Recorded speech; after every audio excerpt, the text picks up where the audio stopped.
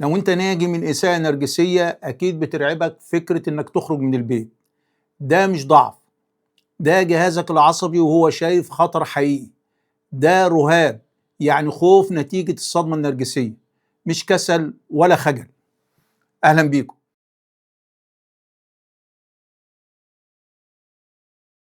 كتير من الناس اللي اتعرضوا لإساءة نرجسية محدش فاهمهم بجد. يتقال عليهم كسالى، يتقال عليهم انسحابيين، يتقال عليهم بيكبروا الموضوع. الكلام ده غلط. كتير من الناجين امتناعهم عن الخروج من البيت مش معناه ان هم رافضين الحياة ولا دليل على ضعفهم. هم ما بيخرجوش علشان البيت هو المكان الوحيد اللي مسيطرين فيه على حياتهم، وقادرين يتوقعوا اللي هيحصل فيه بعد سنين من التلاعب النفسي ومن كلام يتقال ويتغير ومن أمان بيجي ويختفي فجأة. جهازك العصبي اتعلم من الخطر انك عمرك ما كنت عارف ايه اللي جاي بعد كده، مش الموقف نفسه، بل عدم القدرة على توقع أي حاجة. ومن هنا كل حاجة بتتغير. طب ليه بيعتبر البيت ملاذ آمن؟ في البيت أنت عارف إمتى تسكت، وإمتى تتحرك، وإمتى تقفل على نفسك. عارف المساحات، عارف تقعد فين، عارف تمشي إزاي، عارف حتى إزاي تتفادى الخطر من غير ما حد يحس.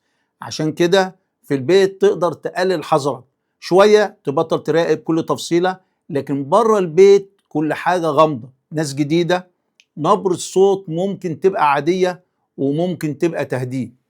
وهنا لازم تفهم حاجة مهمة. الناجي من الإساءة النرجسية بيخاف من الناس عشان مش قادر يقرأ النوايا. ليه؟ لأن النرجسي اللي دمره قبل كده علمه إزاي يدرس ردود الفعل. النرجسي كان بيبتسم وبعدين يؤذي، كان يوعد وبعدين يخون، كان يطمن وبعدين ينقلب في ثانية من غير أي إنذار. فعقلك اتعلم إيه؟ اتعلم إن الابتسامة مش أمان، وإن الكلام الحلو بيجي بعده غضب، وإن الهدوء ممكن يكون أخطر لحظة عشان مش عارف هينتهي ويتغير العكس إمتى. فإزاي تطلب من عقلك يثق فجأة في العالم؟ إزاي تقول له اطلع الدنيا أمان وهو متدرب إن أخطر حاجة في حياته كانت جاية في شكل إنسان؟ علشان كده وجودك في البيت دايما مش كسل بعد نجاتك من النرجسي، مش انسحاب، مش هروب. البيت هو المكان الوحيد اللي جهازك العصبي حاسس انه لسه ماسك فيه زمام الامور. وده مش ضعف، دي محاولة نجاة. وخلي بالك الناجي من النرجسي بيشوف العالم الخارجي كتهديد. العالم بره انت بقيت بتشوفه مكان خطير علشان قدرتك على تقييم الامان اتدمرت. النرجسي عمل حاجة في منتهى الخطورة، حول ثقتك لسلاح ضدك. كل مرة صدقت كلامه دفعت الثمن، كل مرة قربت اتأذيت، كل مرة قلت المرة دي مختلفة كانت أقسى من اللي قبلها. دماغك اتعلم ان القرب خطر، اتعلم ان الإحساس بالأمان أكيد وراه فخ. فعشان كده أول ما تخرج بره البيت تحس انك في وضع طوارئ ومش قادر تتعامل بطبيعتك، مش لانك بتبالغ، لكن لان جهازك العصبي بيقولك خليك مركز وفاكر ان القرب قبل كده دمرك. العالم الخارجي بالنسبة لك مش مساحة حياة، ده مساحة اختبار. وانت اتعلمت انك ما تخسرش تاني بسبب اثار ألمك من النرجسي.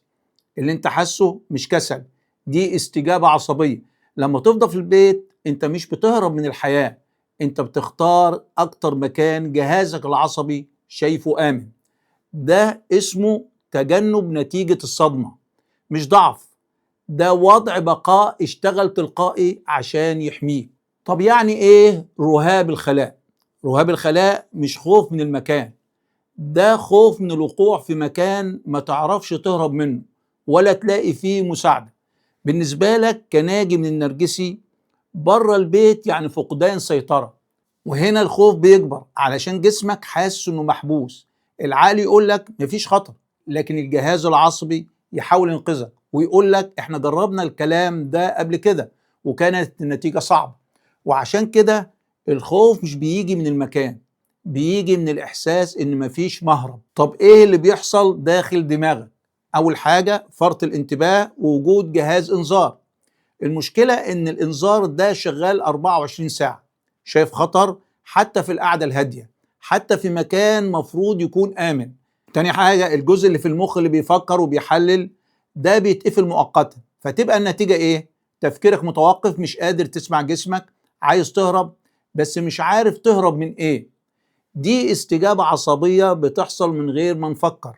طيب ليه الناس دايما فاهمينها غلط؟ اللي حواليك دايما بيقولوا لك ان ده قلق اجتماعي او انت محتاج تتعود، وده مش حقيقي. انت مش خايف من المناسبات ولا من الناس، الحقيقة انت خايف من انك تدخل موقف يكرر عليك ألم الصدمة.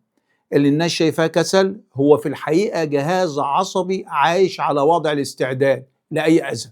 واللي بيسموه مبالغة هو ذاكرة جسد شاف كتير من النرجسي. والأصعب إنك تبدأ تشك في نفسك وتصدق إنك فعلا بتبالغ. طب يحصل إيه أول ما تفكر تخرج فعلا أو تتعامل مع الناس؟ مش لازم تخرج أصلا، مجرد الفكرة كفاية. مناسبة، مشوار، تجمع، في ثانية الجسم يدوس زر الطوارئ فيحدث تجمد أو قلق، وبعدين العقل يبدأ يقول لك أنت هتستغل أو تترفض. المخ مش بيحلل، المخ بيكرر ليك من تاني مشهد أذاك من النرجسي عشان يحميك، لأنك اتدربت سنين إن الخروج كان دايما له تمن. ومع الوقت يبدأ ظهور سلوكيات واضحة: تجنب التواصل البصري، تلعثم أو صعوبة في الكلام، انسحاب اجتماعي تدريجي. وده مش رغبة في العزلة، بل محاولة لتجنب الاستنزاف من تاني. الهدف مش الهروب من العالم، الهدف هو الأمان. طب ازاي تفهم نفسك ومن هنا يبدأ التعافي فعلا؟ أول خطوة في التعافي مش إنك تتغير، ولا إنك تتغلب على خوفك، ولا إنك تضغط على نفسك أكتر. أول خطوة إنك تفهم إن اللي بيحصل بداخلك منطقي ومتصل وله تفسير واضح. أنت مش متلخبط، أنت متبرمج على البقاء. جهازك العصبي علاقته مع النرجسي كان فيها أمان غير ثابت، حب مش مضمون، هدوء بينقلب فجأة. فالعقل عمل اللي مطلوب منه، قلل المخاطر وسجل الأنماط وخلى النجاة هي الأولوية. وعشان كده أول ما تحاول تفهم نفسك اسأل: أنا اتعلمت إيه عن العالم؟ وإيه اللي خلى جسمي يشوف القرب كتهديد؟ لما تفهم إن خوفك اتسجل في ذاكرتك العصبية وتجنبك هو نظام حماية، توترك يساوي طاقة نجاة محبوسة، ساعتها بس تقدر تبدأ التعافي من غير ما تحارب نفسك. التعافي هنا مش إنك تجبر نفسك إنك تخرج، التعافي إنك تبني مساحة الأمان بداخلك الأول. لما الجسد يصدق إن المساحة دي آمنة، العقل هيبتدي يرجع لطبيعته، مش مرة واحدة، مش بسرعة، لكن بثبات. وكل مرة تختار خطوة صغيرة قابلة للتحمل من غير جلد ذات، انت كده بتعلم دماغك درس جديد، اللي هو مش كل قرب خطر، مش كل خروج من البيت وراه كارثة، وإن مش كل الناس نرجسيين زي النرجسي اللي كان في حياتك. وهنا يبتدي التعافي، لما تفهم نفسك وتسمح لها تكون طبيعية. الصدمة ما بتكسرش الإنسان دفعة واحدة، هي بتعيد تشكيل طريقته في قراءة العالم، بتخليه يشوف القرب كاحتمال أذى، والخروج كخسارة محتملة، والهدوء كشيء مؤقت هيجي بعده ألم كبير. ومن هنا الخوف ما بيبقاش شعور، بيبقى طريقة للنجاة. الوعي وفهم نفسك بعد نجاتك من النرجسي هي أول الطريق. الإنسان اللي فاهم جهازه العصبي ما بيحاربش ردود فعله. والتعافي مش رحلة للخارج، هو عودة تدريجية للداخل، من غير قسوة ومن غير إنكار. يمكن العالم ما بيبقاش آمن طول الوقت، لكن لما تبقى فاهم هتقدر تفرق بين الأذى الحقيقي وذاكرتك اللي اتأثرت بسبب علاقتك بالنرجسي.